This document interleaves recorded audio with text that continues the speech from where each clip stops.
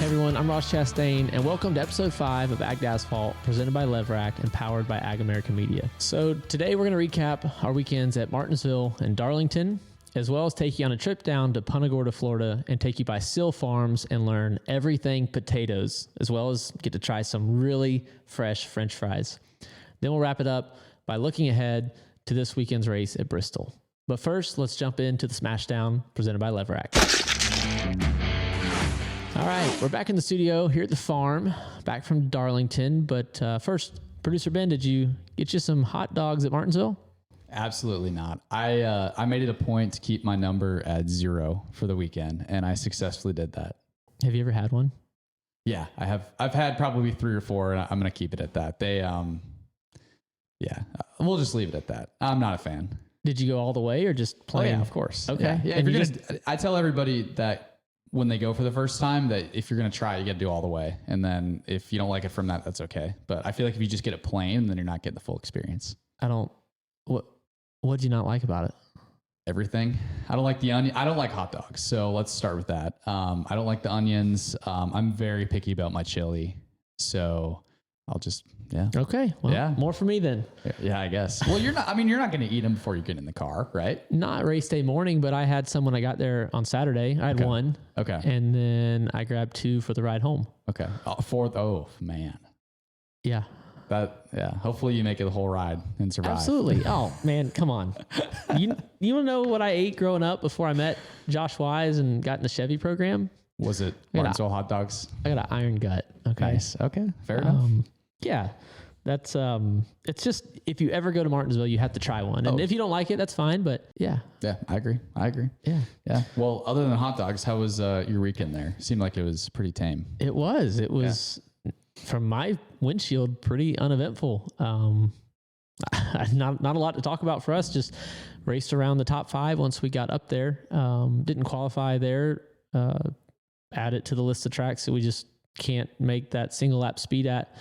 So once we got up there, we raced with those guys, and I thought we were a second to 12th place car. Like our group there was all just in a line and plus or minus a spot. So 6th place, took the safe route on the last restart to not give up a bunch of spots, and ultimately that cost me 5th. The 5 car was able to get down. He did a really good job, but so 6th place. It was nice to be like disappointed that I could see 2nd and thought we could finish there if we were there.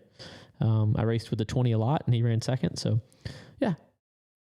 I'd say that was one of your better weekends, just off of speed throughout the race and consistency. It seemed like you guys found a little something, which was good. So. Yeah, it was. There was a point early in the race where you could stay out and get some stage points, and we chose to not, and that kept us up there. And then from there, it was just straight up racing, and we were good enough to stay.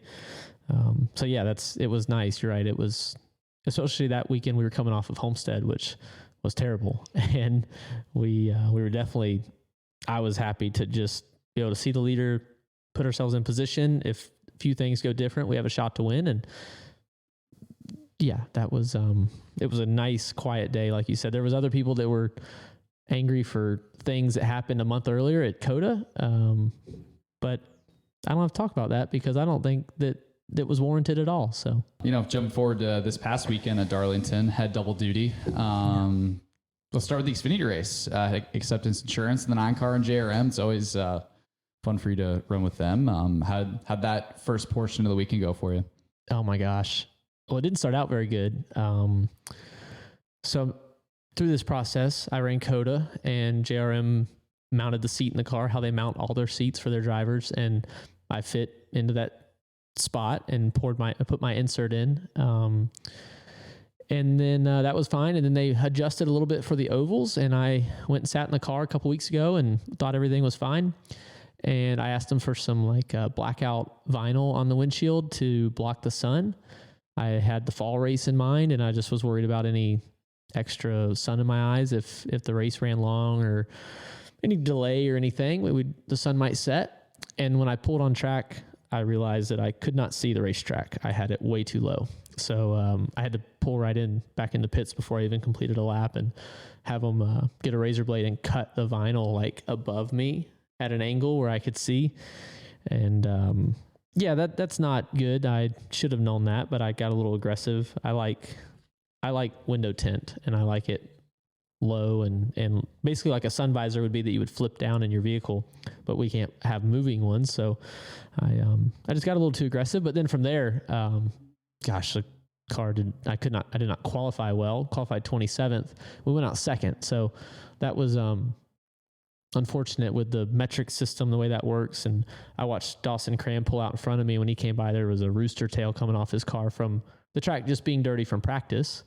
And I felt like I had a rooster tail as well. It was no grip, to say the least. So that was a bummer that he went home and I qualified 27th. Once we got in the race, it was super fast. And we were able to drive through the field, put ourselves in position, took the lead a couple different times off of some restarts and got the car better. Corey Shea, crew chief on that car, he's been at JRM a long time, and I've heard his name, but he's now in that crew chief position. So it's cool to, I'm watching him across every race learn, and he's confident in his calls though. And he's been a big part of the setups of the cars at JRM for a long time, but now he gets to take his own to the racetrack as crew chief. So really even keeled guy.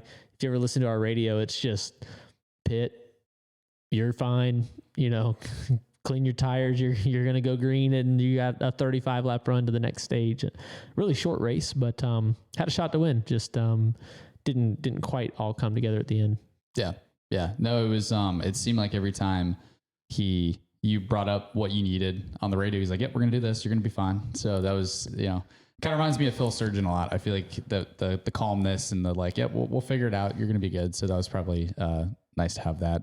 Especially with only running 5 races throughout the year and everything. So that's good. Yeah. A lot of the late race restarts definitely made it interesting. Yeah, what's your next one? Nashville, I think. So that's in June or July. Yep. So Nashville, Dover, Iowa left in that car. Okay. Awesome. Next extracurricular race will be Charlotte and the Nice truck. That's right. Okay. So cool. Yeah. Right on. Well, moving on to the Cup race. Another pretty good day in the end. Byron absolutely dominated that. I mean, I was kind of tuned in the broadcast in and out in the media center and everything, and they would not stop talking about that record he was going to break about leading every single lap. So that was pretty insane. What was your take on that and view of it? Because that 24 was really fast. I didn't have a view of the 24 all day. I never saw him. Yeah, I mean, he nailed a lap in qualifying. He committed high, looking at his data that we have with OTD, and the car stuck. Mine did not. I was really loose in qualifying. We over adjusted after being too tight in practice. Yeah, it's one of the frustrating things about this sport when you put so much in. And for Chevrolet, we're key partners, we call it. So you have the 4 HMS cars, the 3 Trackhouse, and 2 RCR. We all share everything. We work together. We try to take the best 9 cars to the racetrack that we can, and then we'll race it out amongst ourselves. But you see it even amongst or within their own team, 1 car in the pole, 1 car in the 30s in qualifying, and we were all in the middle, and I was for sure. So DIL work, the simulator work, William didn't do anything. He wasn't in there all week. He never ran a single lap for Darlington. I put hours in. We put hundreds of laps in, and we're just trying to figure out. It's racing though. We're trying to figure out like what do I need out of the car? What does each of these other drivers need within Trackhouse for us exclusively? So yeah, it's Monday morning you look at it and you're like, dang, the guy had an easy week, and he goes out there and he just stomps us in the dirt. It came up a little short with the way the cautions and everything pit road fell at the end, but clearly the best car. Like I thought we were on Saturday. I thought in stage 3 we were the best car, and pit road didn't go our way and we lose, and William was the same way. So bummer for him. Obviously, I'm buddies with him, and I'd much rather him win than the other guy. So, but for us, we caught that bad break with the 6 car losing that wheel nut and that odd caution that came out like after he was already on pit road, and the wheel lug. The nut was already down on the apron right on the outside of pit wall, way out of where anybody races. So I don't love that we throw we threw a caution during the pit cycle. They waited, I'd say 30 seconds, but there's still a lot of cars that needed a pit, and it trapped a lot of us a lap down, and we had to take the wave around. Now we're stuck in the back, and cars that we were way better than have newer tires, and now we're stuck. So it took us the rest of the race to get back up there after I was deep in my box as well, and got blocked in at one point. So that didn't help either. But we were a top 10 car again. So like I said about Martinsville and Vegas, like just nice to be right there. And I can see the leader. I saw the 11 cross the line at Homestead. I didn't see who won. I'm still trying to finish. You're still waiting race. for the finish. Yeah. I'm still waiting. So nice, very nice. Raced around the other Chevys, which was good. So we can have, we had a really constructive Monday debrief and looking through all that to understand what we did right, what we did wrong. And obviously we're all looking at the 24 to see what in the world they did. Cause they were definitely better than even their teammates. So yeah, it was nice. That NASCAR.com article, what was the headline? Ross Chastain is back. Ross Chastain is back. Congratulations. We missed you. Potentially back, did it say, I think? Analytically, you're back. Okay. Yeah. Okay. Looking at a bunch of data. Well, good to have you back. Yeah. Thanks for joining us. Yeah, glad to be back. It's been a minute. So. It was a good vacation. What the heck? I don't know. I guess you got to write about something. And if we're writing about me being back or not, if I'm making headlines for running 7th and 6th 2 weeks in a row and getting a couple good restarts, boring. I feel like that's par for the course, though. Yeah.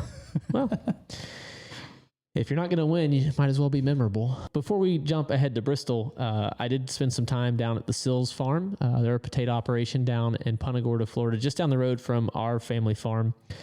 And I got to tell you, man, they cooked some French fries that were out of this world. Like potatoes out of the field, cut them, sliced them, salted them, fried them, and salted them. It was next level. Let's check it out. Let's take you down to the Sill Farm in Punta Gorda, Florida, and learn about all things potatoes.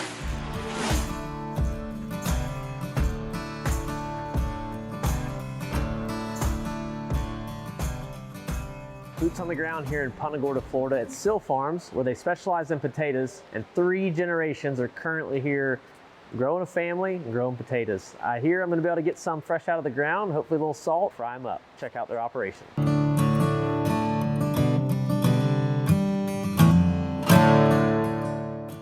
All right, so we're standing here in the packing house, Sill Farms with Calvin, Brody.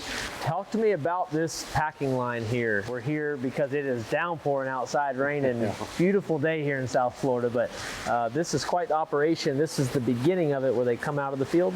Yes, right. As we bring them in from the field, we back the truck up and dump them into a flume system of water, because we want a soft cushion for those potatoes to fall into.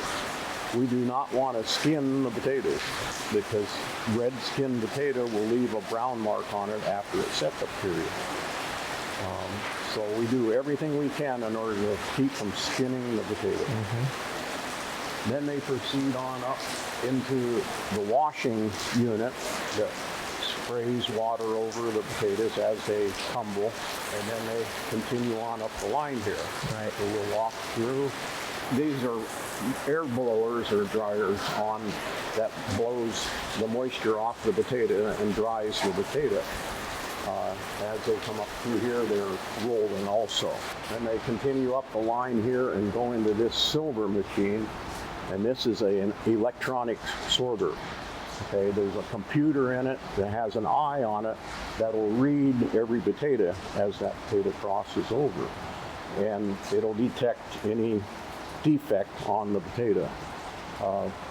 And as that potato drops down, there's an arm at the bottom of it. That computer tells it to kick that particular arm or that particular potato out just by an arm.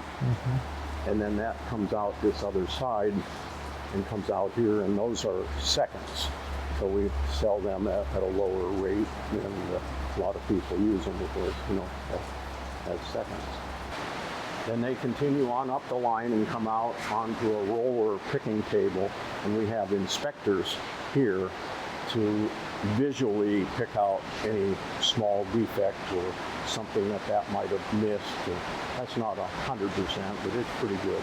We package into a 50-pound box or a 50-pound bag, depending on the orders. Bags that we use with our brand on. And we've got a palm tree sitting down at Punta Gorda. Right. How old is the brand of Sill Farms, and how long have you been using this? We came here in 2007, Yeah. and at that time is when we set up this Sill Farms brand. We came from Pennsylvania, of course. That was 17 years ago. Right. Where can people look for these boxes? So it's got the Fresh from Florida branding on it, right? That's a great program our state does to promote us and give us a platform for people across the country to know they're getting Fresh from Florida products and produce, potatoes. Where can people find this brand? A lot of course, the farmers market will carry our potatoes, but they might not be in our bag because they separate them out. Yeah, we sell all over the United States. All over the U.S. California. Yep. A lot of them stay local here in Florida. Yeah. We have a repacker that buys them, and they'll put them into a little poly bag. So they won't have our brand on them. Right. They can very well come from us. Right. Is the goal for Sill Farms the brand to continue to grow on, aside from the farm, or is Sill Farms the brand just? Yeah, not necessarily. Okay. Right. Yeah, because You're supplying. we're supplying a lot of people who do repacking, and so our name doesn't continue on Right. after that. Right. So Y'all came down from Pennsylvania. What the goal was?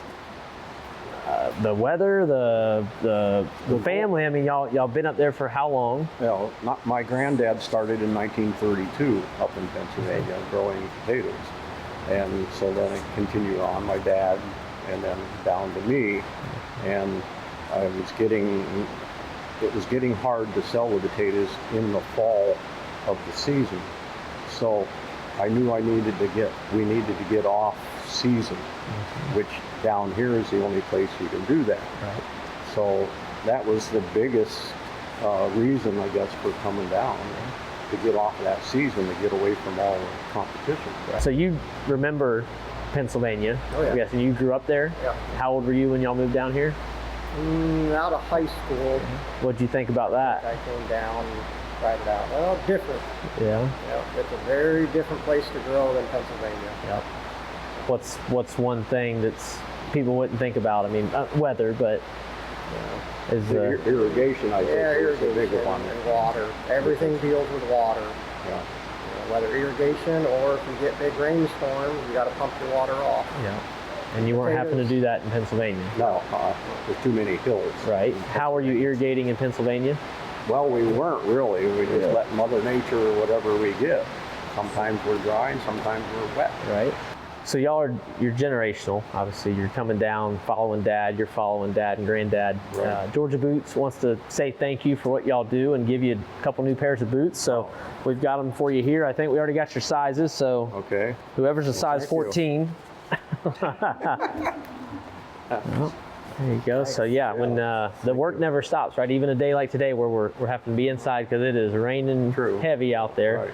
Right. When you pull your boots on in the morning, get up, go to work, Georgia Boot wants you to know they're with you, and generations past and generations to come. I see some young ones running around here that Right. probably have the opportunity if they want to be involved, and it's I want to say thank you. Okay. Yeah, thanks. I'm standing here with 3 generations of the Sill family, 3rd, 4th, and 5th generation potato farmers right here in Punta Gorda, Florida. Thank y'all for having us out today. It's been an enlightening experience.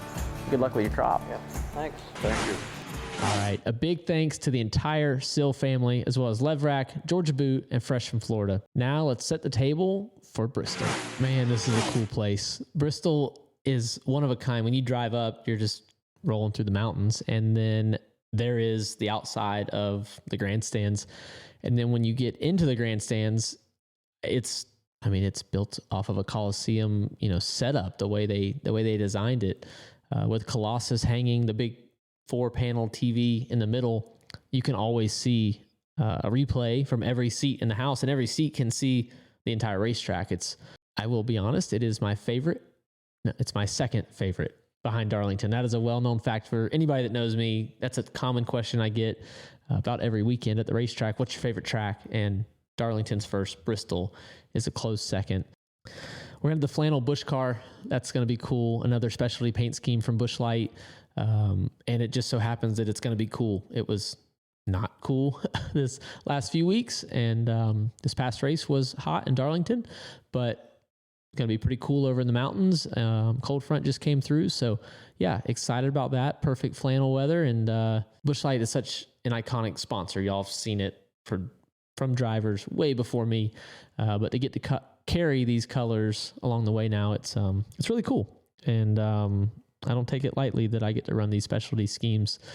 But before all that, even before I get on track, I'm going to do the PRN truck race. So my second time in the booth this year with PRN, Brad Gilley, Mark Garrow, and a couple of our pit reporters. You know anything about that, Ben? I do. You're going to be doing with my roommate, Andrew Curlin. Shout out, Andrew. I told him that we'd give him a shout out. So here it is, Andrew.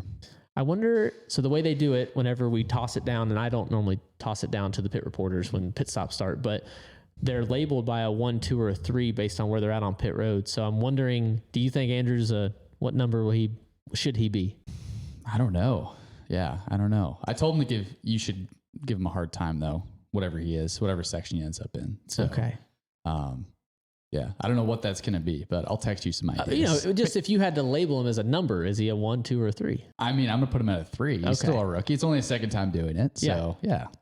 Yeah, it's only my second time this year. I've done it a few times over the years, but with no real consistency, this year is going to be the most times people will see me up there with them. So I will say I'm much happier to be up in the booth, though. The walk up to it is worth it that I don't have to fight pit road. It's so loud inside Bristol when the cars are on track. Yeah. Sometimes when I did the TV stuff, I had that Fox race last year at Texas, because I would look out the window and I called a crash and they didn't have the camera on it. And they're like, no, you call the race off the screen. So pull a Dale. Yeah. Dale loves doing that. So he starts screaming and then it's like, what? Yeah. So radio's nicer that I can just, we can call it, or usually the turn announcers, they cut in and then they have all the exhaust right in their face because they're in the corner on the outside. So when they call it, you hear engines all of a sudden. You're like, somebody's crashing. Where's it at? But yeah, I have some fun with that. That stuff is definitely outside of my comfort zone. Just like this, not a podcast that we're currently doing.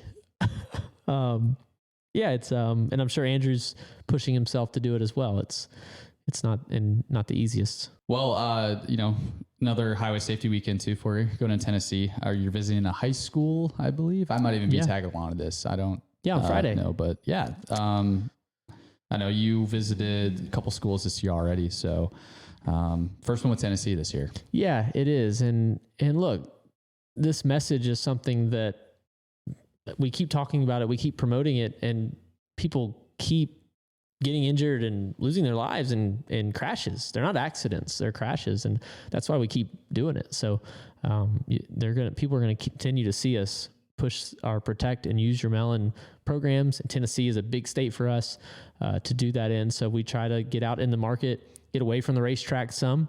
I love all our race fans and we'll do stuff at the track, but getting out to a high school is where I feel like we can have some real meaningful impact. I can have more than 5 minutes with a whole group of people. I can have a couple hours. I spend a couple hours and they bring out classes, whole groups, and we do some fun things, giveaways, and just try to make it a little fun, but keep it serious enough that all we're asking them to do is when they get in their cars to leave school, just put their dang seatbelt on. I've crashed enough to know how much I need it in the race car, and I need it on the highway too, and so does everybody else. So yeah, you're coming along. I need you there. Yeah. Thanks for having me. That'll be fun. All right, everybody. That's going to do it for this week's episode of Asphalt, presented by LEVRACK and powered by AgAmerica Media.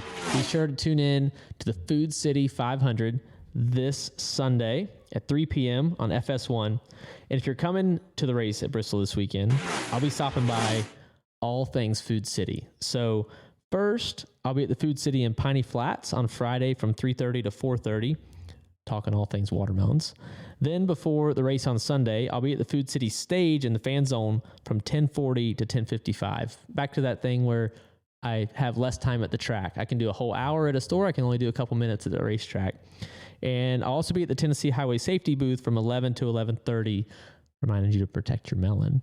And finally, the merch hauler from 11:35 to 12:05 to sign all things One Car Trackhouse and Melon Man brand. Subscribe to Like a Farmer on YouTube, where an episode is going to drop every other Thursday. Why don't you leave a review? Tell me how good I'm doing on Apple and Spotify, and we'll see y'all next week.